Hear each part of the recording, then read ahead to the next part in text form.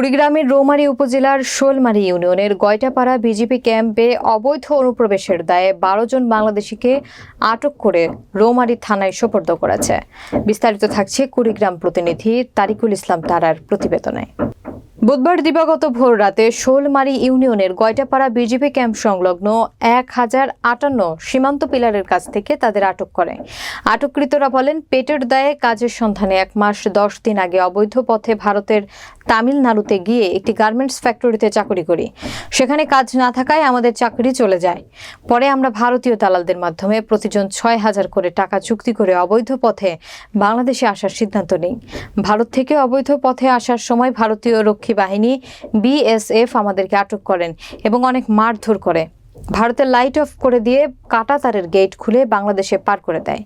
খবর পেয়ে বাংলাদেশের বিজিবি সদস্যরা এসে আমাদের আটক করে গয়টাপাড়া বিজিবি ক্যাম্পে নিয়ে যায় এবং আমাদের জিজ্ঞাসাবাদ শেষে রৌমারী থানায় সোপর্দ করে।